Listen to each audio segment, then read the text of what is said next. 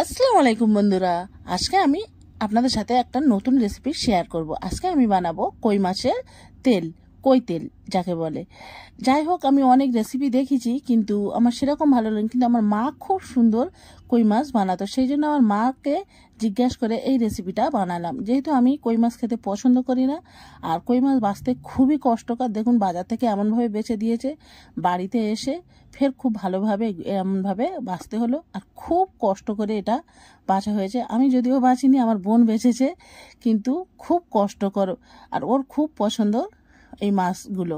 যাই হোক, ওর মাছগুলো বেছেছে, ওর হাত অনেক কেটেও গেছে, কিন্তু মাছটা খুব ওর পছন্দ। আর আমি খাই না, কিন্তু এত সুন্দর রান্না হয়েছিল, আমি খেয়ে আমার এত ভালো লেগেছে। আমার তো মনে হচ্ছে আমি প্রত্যেকবারে বাজারে গিয়ে চোখে দেখতে পেলেই মাছ নিয়ে চলে আসবে, এত সুন্দর হয়েছিল। দেখুন, এখানে আমি প্রথমে মাছগুলো লঙ্কা, হলুদ আর লবণ দিয়ে খুব ভালোভাবে মাখিয়ে নিয়েছি, আর এটা সর্ষের তেল নিয়ে নিয়েছি। সর্ষের তেলটা যখনই খুব ভালোভাবে গরম হয়ে যাবে, তখন আমি যে লঙ্কা হলুদ মিশানো যে মাছটা রেখেছিলাম সেটা এর মধ্যে দিয়ে খুব ভালোভাবে ভেজে নেবার। এর মধ্যে আমি অল্প একটু লবণ দিয়েছি, আর দেখুন মাছগুলো কেমন হয়ে যাচ্ছে, যেন মনে হচ্ছে মাছগুলো জ্যান্ত আছে। কই মাছের জান সবাই বলে যে খুব শক্ত হয়, সহজে মরতে চায় না। আর দেখুন মাছগুলো কেমন বেঁকে টেরে যাচ্ছে। যাই হোক, এমনভাবে বেঁকা টেরাভাবে মাছগুলো সব ভেজে নেব। আর মাছগুলো খুব সুন্দর লেগেছিলো, কি বলবো, একটু ছোট ছোট হলেও কিন্তু মাছগুলো খুব টেস্ট। আমি কই মাছ খাই না, কিন্তু আমার এত ভালো লেগেছে, আমার তো মনে হয় বারবার মাছ বাজার থেকে দেখতে পেলেই এই মাছ নিয়ে এসে রান্না করে খাই। দেখুন, এখানে আমি পরপর সব মাছগুলো এখানে ভেজে নিয়েছি। নিয়ে এর মধ্যে যে তেল অল্প ছিল, এর মধ্যে আর একটু বেশি করে তেল দিয়ে দিয়েছি। দিয়ে এর মধ্যে আমি দিয়ে দেবো কালো জিরে। কালো জিরে দিলে মাছের টেস্ট, যে কোনো মাছের টেস্টটা খুব সুন্দর হয়। সেই জন্য আমি প্রায় মাছে, সব মাছে দিই না, কিন্তু প্রায় মাছে আমি কালো জিরে দিয়ে রান্না করতে পছন্দ করি। যেমন ইলিশ মাছেও দিই, খুব ভালো লাগে দিলে কালো জিরে।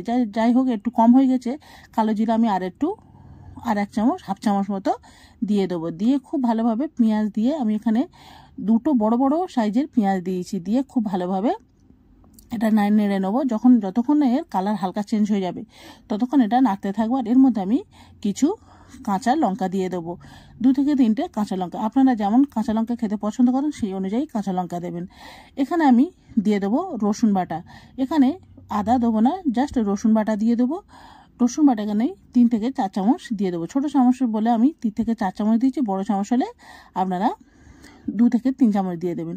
আর এখানে আমি নিয়ে নেবো সর্ষে বাটা। এখানে আমি 2 চামচ সর্ষে বাটা এখানে দেব। দেখুন, সর্ষেটা খুব ভালোভাবে বেটে নিয়েছি। আর যখনই ওই পেঁয়াজটা একটু সফট হয়ে যাবে, প্রথমে পেঁয়াজটা একটু সফট হয়ে যাবে, তখনই আমি আর একটা পেঁয়াজ এর মধ্যে দিয়ে দেবো। এই পেঁয়াজটা খেতে খুবই সুন্দর লাগে মাছের সাথে। মাছের গ্রেভি বলো, ঝাল বলো, যাই বলো, একটু এই পেঁয়াজটা খেতে খুবই সুন্দর লাগে। আমি সেই জন্যে আর একটা পেঁয়াজ দিয়ে দেব। এবারে আমি এর মধ্যে 1 চামচ দিয়ে দেবো লঙ্কার গুঁড়ো, আর হলুদের গুঁড়ো 1 চামচ দিয়ে এটাও খুব ভালোভাবে নাড়তে থাকবো। দেখুন, খুব ভালোভাবে এই যে সর্ষে মশলা এর মধ্যে আমি নাড়তে থাকবো। আর এর মধ্যে আমি অল্প একটু জিরের বাটা ছিল, অল্প একটু, সামান্য অল্প দেব, খুব বেশি দেবো না, জাস্ট সামান্য আমি দেবো। আর এখানটা স্বাদ মতো লবণটাও দিয়ে দেবো। দিয়ে খুব ভালোভাবে এটা নাড়তে থাকবো। দেখুন, নাড়তে নাড়তে যখনই মশলা থেকে তেল ছেড়ে দেবে, তখন আমরা এর মধ্যে অল্প পানি দিয়ে দেবো। দেখছেন, আর এত সুন্দর কালারটা দেখুন, এত সুন্দর লাগে এটা খেতে, কি বলবো। একবার হলেও এমনভাবে এইভাবে কই মাছ বানিয়ে দেখবেন। কই মাছ আমরা অনেকভাবে, অনেক রকমভাবে বানাই, যেহেতু এই মাছটা খুব বেশি পাওয়া যায় না। যখনই পাওয়া যায়, বিভিন্ন রকমের ভাবে রান্না করে লোক খেতে পছন্দ করে। যাই হোক, এর মধ্যে আমি অল্প একটু সামান্য জ্যাগরি পাউডার দিয়ে দেবো।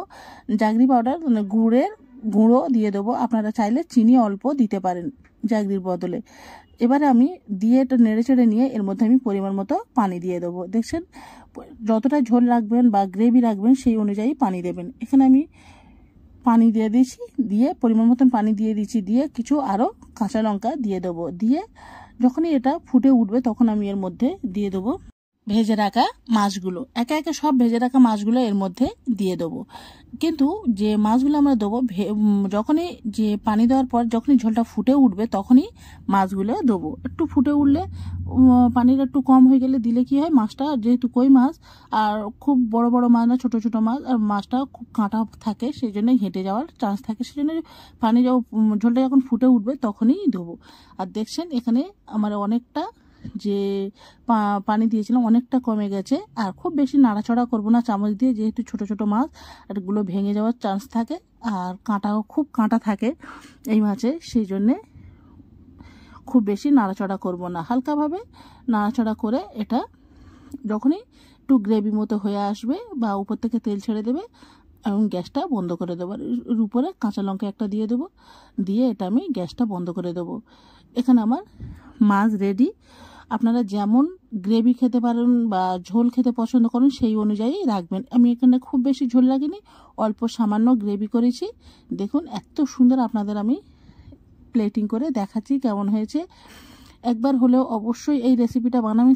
খুবই সিম্পল রেসিপি, এত সুন্দর খেতে লাগে, মাছের এত সুন্দর টেস্ট হয় আমার আগে জানা ছিল না, যেহেতু আমি আগে এ মাছ একদম খেতাম না। আর আমি খেয়েছি, আমার এত ভালো লেগেছে কি বলবো। আমি আপনারা একবার হলেও অবশ্যই বানিয়ে দেখুন, খেয়ে দেখুন যে এটা কেমন হয়। আর ভালো লাগলে লাইক শেয়ার সাবস্ক্রাইব করবেন। আল্লাহ হাফিজ।